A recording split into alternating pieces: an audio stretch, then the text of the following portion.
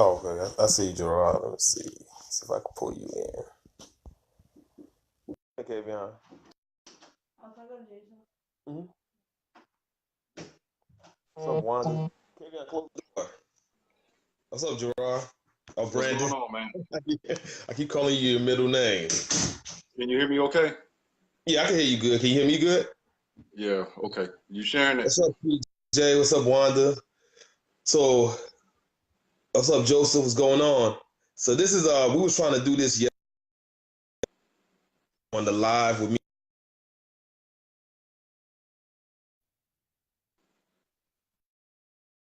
Let me put my thing on do not disturb. Hold on real quick. Already got on there. But yeah, we were trying to get Brandon on yesterday to speak about his experience on dealing with OFA. And we had some technical difficulties, but we got Brandon on now. Can you hear me? Hey, Yeah, Brandon, I can you can hear hear you loud. me? Okay. Yeah, I can So hear you. what's up, guys? Been working great. Jason. So I'm gonna let. I'm sorry, that was a call. I'm gonna let Brandon introduce himself a little. So Brandon, go ahead and introduce yourself real quick. Let people know who you are. My name is Brandon Bright. I go by Unified Bullies at the moment. I am new into the bully community. I've been traveling to some bully shows for probably about the last year. I'm excited about this new adventure that I'm about to take part in and excited to learn a little bit more and help educate others along the way. Nice, nice. What kind of tell them the background, dog wise, the background you come from, so they know what you know your stuff about dogs. Okay, I got you. I come from the Rottweiler background. I started out in 2003 with the Rottweilers as I was stationed over in Germany. That's why I got into Rottweilers. I've trained Rottweilers for the IPO, which was back then the Schutzen, everything from the BH, the breed stability test, IPO 1, 2, and 3. Upon my return back to the United States in 2007, I was along with the Rottweilers, and I became the regional director for the United States Rottweiler Club here in the United States. I've shown Rottweilers all across the United States and Europe. I've owned champions of multiple countries, owned the national winner back in 2015. So my resume for dogs go pretty far. So what was your first introduction into the American Bullies? For me, it was the look. I saw the look locally. I inquired about the look locally. I started joining a lot of Facebook bully groups just to watch and see. Not really too much comment. I did inquire about some dogs over the past year, but just with my beliefs and what I should be receiving for the prices I was getting, I was very discouraged. And say I thought this is a good question. How did you find out about us? I don't think I ever asked you that. I found out about you all nationals last year. Because what I did, I found out nationals was in Chicago, which is actually my hometown, and I was trying to make it there. And I actually saw you all on the news, doing Okay. a little news article on TV. And I said, I got to dig. I got to see what these boys are about in the Midwest. So that's how I actually found out about you all. Great, great. So basically, Brandon reached out to me and was inquiring about an adult female he was looking for. He was looking to get his journey started in America into the American bully breed. And his thing was I guess from his research and talking to people, um which is normal, and I've heard this from other customers where they approach certain people about learning about their dogs and inquiring about purchasing their dog, and people kind of like bullshit them, kind of, that's the best way to put it, give them bullshit answers, feel like people are bothering them. So Brandon reached out to us at Animalville. I started talking to him, And one of the things Brandon brought up is why don't we health test? So Brandon ended up buying a female from us. And one thing he told me from beginning is no matter what I pay for this dog, no matter, whatever, I'm going to get this dog health tested because that's something he believes in. That's a background he comes from. And he just didn't understand why it wasn't a big deal within the American bully community. And, I had to explain to him, like, you talking about 20 to 25 years of tradition and culture that's built into this community. And what I've learned in dealing with Brandon is he's also taught me, and it's something we're really looking at and we're going to be pushing ahead in our kennel, is also testing our dogs. So Brandon this past weekend took Godiva, which is the female he purchased from us. Godiva is local LV bred into some rice ball, a rice ball daughter. And if you guys know, a little bit about local LV and rice ball, that's some strong stuff. I don't want to say nothing has been tampered with, but it's some strong pedigree there. So, when Brandon was speaking to me about getting her tested, I was like, man, me using the mentality which most of us at the bully community use, I like, man, Brandon, this is a good chance because, based on that pedigree, like, man, it's been some stuff, some extra sauce been put in there. So, I don't know what you're going to find out when you get her tested. But no matter what, I spoke to Brandon about. Brandon, loved the dog. He loved what he got from us. He felt the effort he had put into getting the dog to adapt to him was worth it. And he went ahead this weekend and went down to OFA testing. So I want you to kind of tell him about the testing location you went to, how you found out about it, and just, why that's important to you. Okay. Before I go into the testing site, I just want to give one shout out to let everybody know that I wasn't alone. I want to give a shout out to a gentleman. He's new into the breed as well, been in a couple, maybe about 2 or 3 years. His name is Curtis Squirewell. He actually went with me. I talked him into taking his dog with him. And his dog is actually an ABKC standard champion Meech. And that dog passed everything with flying colors. So I want to give a kudos to Curtis for taking that leap and helping me start a somewhat trend to make it easier on other bully breeders to go out there and get their dogs tested as well. So kudos to Curtis. And he said Champion Meech. So I think people really need to know that ABKC Champion Meech, based out of South Carolina, owned by Curtis. And what's his last name? Squirewell. Squirewell also went with Brandon to the testing. And his dog actually passed everything, flying colors. At 5 years old. At 5 years old. At 5 years old. So go ahead and just tell us a little bit about the testing process, how you found out about it, and your whole journey that day. Okay. Well, in this live, we're going to post a link, and what that link is going to show everybody is that all the OFA testing sites in all the 52 states for the whole entire year. And also we'll post a link for our bully breeders over in the UK as well. They have a link for themselves to go ahead and hit the clinics over there. Pretty much, they got these clinics all over the United States, in every state. I went to Winston-Salem, North Carolina, about a 3-hour drive. They ran 5 tests. I decided to do all 5 of them, since I was there. Economically, it's okay. I did 5 tests and only paid $200 total. The testing process runs very, very smoothly. As soon as you go in, you register and everything. If you don't have your dog microchipped, they'll microchip your dog there for you.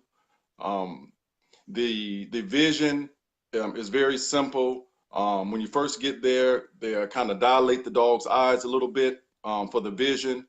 Then you go in the back and it's kind of a dark room test. That was pretty basic.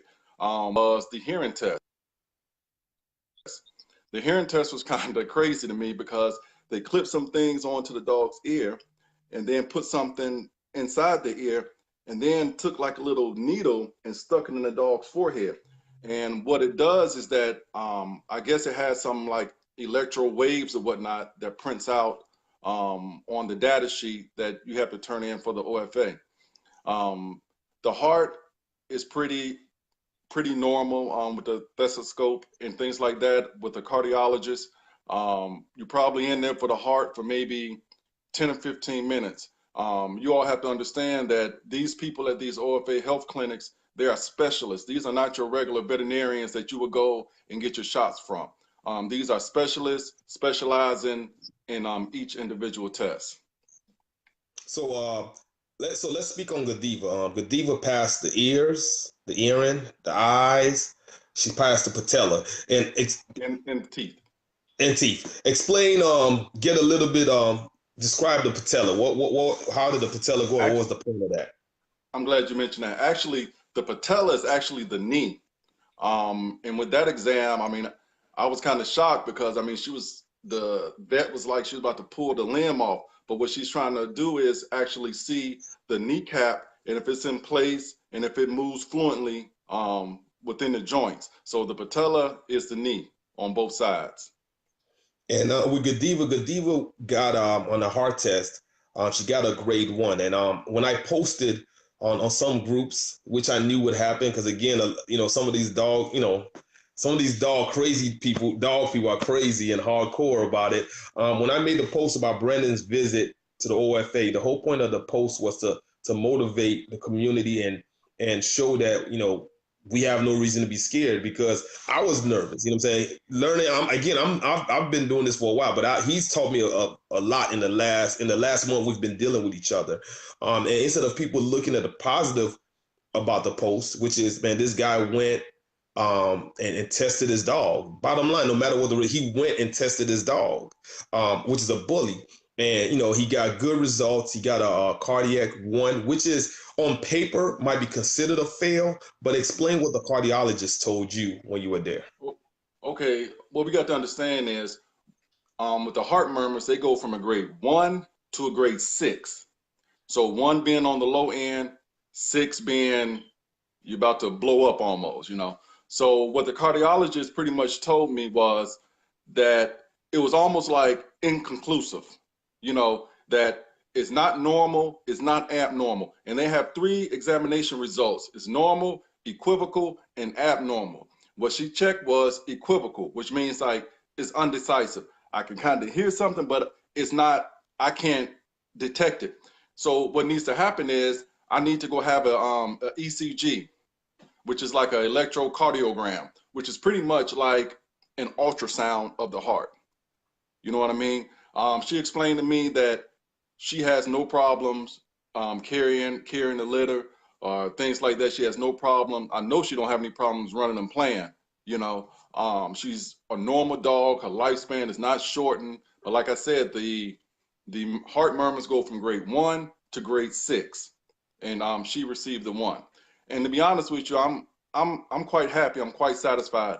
A lot of the ridicule that I've heard and that was told to me, I was actually told that these dogs wouldn't pass any test. So I was very satisfied with the results.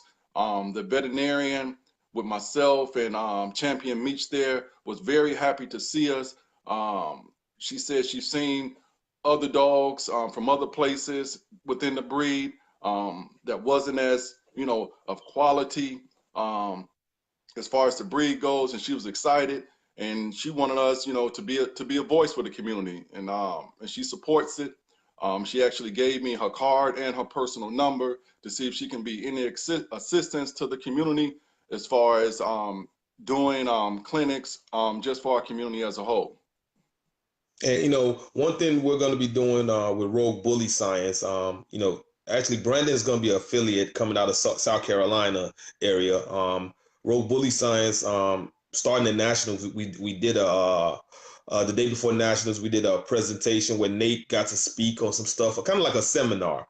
Actually, after this live, I'm supposed to be doing a live with Dave Wilson, and we're going to we got some information. I've been working with Dave with some stuff, and we're going to be talking about some stuff on Dave's page. But going to what Brandon was saying, in the future, Rogue Bully Science is going to be offering some seminars. Rolando Mata is offering a seminar the day before the ABKC Super Bowl, January 26th, in Atlanta. So, I'm very intrigued. Like I said, in the last month, I've learned a lot from Brandon. I've been doing some research on it, and I'm definitely going to look into getting Animalville and our camp tested and more into it, because I think it's Let me a say great something, thing to put on Hakeem. your resume. Let me say something, Hakeem. Also, for you guys, because you all may not know, the hearing and the eyes can be done at 35 days old. So you can actually take pup. You don't have to wait like the cardio and patella. That's 12 months. But you can actually get the vision and the hearing done when they're at least 35 years old. I'm not trying to ignore none of the comments. This is my first time doing No, live, but he said, I see Cody someone. said, do you do elbows and hips? I'm glad you mentioned that. Me personally, especially with my Rotties, all the time. The where I come from, you couldn't even breed a dog without hips and elbows done and without a breed suitability test. You just couldn't do it. So that is my philosophy. And about the hips and elbows, they got two organizations, as you all know. They have the OFA and they have PinHip. PinHip, you can actually get your dog x-rayed and certified at 16 weeks old. So you don't have to wait the OFA for 2 years old. You can get them done when they're 4 months. Nice, and that's something I'm looking forward to doing. So we wanted to do this live because, again, like I was telling people, I'm noticing there's a lot of new people coming into the community that are coming from different parts of the dog world. That's what I've noticed in the last year, especially since ABKC has truly been growing the brand and the community. And like for example, look at Brandon. Because of ABKC National in Chicago, you got interested in the breed. But what I like is these individuals that are coming to the breed are bringing a whole different type of mentality. And like I tell Brandon too, what I'm saying, like, you got to understand, you're coming into a mentality. Like, I'm gonna use me as an example. You're talking about a mentality. The way I was brought into this game is like, man, look, I'm an external breeder. Dave used that on a post recently, external, internal breeder. I was never introduced into this breed based on internal breeding. It was based on external. When this breed was introduced into the general public, it was based on, man, wow, look at that dog. That's a swole pit bull. Nobody said that pit bull got a great heart. So Let me say it's gonna something. take some time. Go ahead. I understand it's a new breed. It's going to take some time. I truly get it. But it's like one of those things. Dave said it best with the external breedings and the internal breeders. But we have to come together and kind of mesh that together. It's almost like, we have to know what's going on the inside. 99% of the people that's going to see this video, they won't go to a car lot to see that fire-looking car and say, I just want it. What's the first thing they go do? They go pop the hood. They go look on the inside of that car. They go check it out. And that's what we need to do with our dogs. We need to make sure that internally, we're putting out there, some quality stuff. And another thing I wanted to tell people was, I don't know if you all have, like here in South Carolina, we have the Caravan. It's like the mobile vet that may be at different locations, throughout the week. I went a couple weeks ago to get my microchip, and it was actually free. And the vet told me that they're giving free microchips to all bull breeds. And I asked him, I said, why are you giving free microchips to all bull breeds? And he was like, I'm tired of seeing them in the shelter. So for you all who don't have the microchips or whatnot, the Caravan, the mobile vets, they're free for all bull breeds. Cody says, do you plan on doing the hip and the elbow testing? Of course. And I think, that's one thing I think people have to be realistic about. We're going to get there. I think that's going to be the hardest thing to eventually fix. And people have to be patient with that. I mean, you got to understand what type of dogs you're dealing with. I think hips, the elbows are going to be the hardest. And one thing, Nate from Rogue Bully Science, another thing I just learned about was, I don't know if I'm pronouncing this right, but it's called ataxia. And Nate says, to him, that's more important than all this stuff we're talking about. It's a real bad genetic disease that a lot of dogs have. And that's something I'm going to get tested for. As we put this live out there, which I'm going to share, to the hardcore testing people that's out there that's really pushing this movement, I think it's a great movement. But I think people need to understand that if you truly want people to hear you and learn, you have to make them feel comfortable. You can't make a person that that loves the pardon the word, loves the shit out of their dog, and you tell them, I mean, your dog is trash. This person loves that dog. So you have to understand how to talk to this person if you really want them to get more into testing. Then you have, in the bully breed, the real realization of the bully breed, there's a lot of money involved. You have people that have invested $30,000-$60,000 in dogs, and you're about to tell them, hey man, all them dogs is trash. And it's a way, to me, it's a way you can approach people to make it more comfortable for them to accept the message you're trying to give them. Like telling people like your dog is trash, get rid of it. I don't think you're gonna get the message across. And I example, my relationship with Brandon, the way Brandon has been talking to me, it's made me feel more comfortable to look into it, do my own research, and eventually my dogs are gonna get tested. So the whole point of this live was more, it was for Brandon to kind of tell you guys what he went through when he took his dog to get tested. Just, him to give you information on what it went through. Like, because I think a lot of people, I think another thing is a lot of people are nervous to go in there because when we go in there with our bullies, are we going to get looked at a certain way? The cardiologists, these specialists, are they going to look down on us? So the whole point of the live was to show you that you can go to these things and be comfortable. They actually want us to come. You know what I'm saying? So, I don't know if there's anything you want to add on, Brandon, before we, end the live. No, I just, like you said, it's, I just want to be encouraging to the people. I'm new to the community. I'm a humble guy. I'm willing to learn. There's a lot of things I need to learn. I've been to quite a few shows this year by myself just to watch. So I'm available. Any information, like I said, we'll post the links so you'll know within your state or your city where they're testing at. For the people in the UK, we'll post that link as well. Deborah, Nate, the main scientist behind Rogue Bully Science, told me for the genes, you can have them tested as soon as they're born. He really pushes that on me. He tells me that's more important than any of this stuff we're doing. Not saying the OFA, hips, hearts, that's not important. That's very important. But he says, again, I don't know if I'm pronouncing it well, but it's called ataxia or something like that. The first person that mentioned it to me was Dave Wilson. Then Nate mentioned to me and told me how damaging this disease is. So it's something I'm also getting tested, getting my dogs tested for. But he says, Jason says, need the address to the Winston-Salem location. Also, you told me, Brandon, it's like a once in a year type of thing, isn't it? Right. They do it annually at different locations. Like it was December 8th in Winston-Salem. They'll probably do it the same weekend next year. But they have, like, they may have it for my guy in North Carolina. They have it like in Asheville, North Carolina, and other places in North Carolina. That link would tell you, once you click on the state, would tell you about all the testing in that particular state. Ryan says, what genes should be tested? What's the name of that company you sent me the link for that test the American Bully? It's a couple. It's a couple. I think it was like Paul Genetics is one. Yeah, Paul Genetics. They have a list of American Bully things they test for. I think they call Paul's Genetics, something like that. Paul Genetics. And actually right now, Paul Genetics is running, actually that whole panel normally costs like $600, but they normally have it cut down to like $320.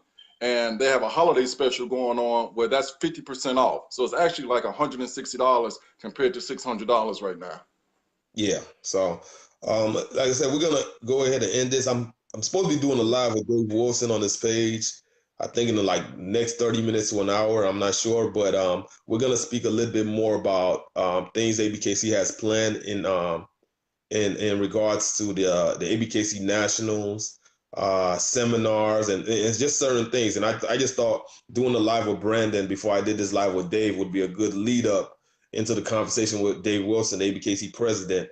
But again, the whole point of doing this live with Brandon was just so he can give you guys his story and going and getting his American Bully health tested. And, he was very happy with the results. Happy with the way the people at the testing facility treated him and Mr. I forgot his name, your friend. Curtis Squirewell. Curtis, who owns ABKC champion Meach. Correct. Meach, who passed all the tests with flying colors. So, and I'm gonna, I guess, sign out now. And All right. I guess within an hour or two, I should be doing a live with Dave. So thanks for you guys checking in. Appreciate it. Thanks, Brandon. All right, brother. Anytime. Talk to you later. Bye.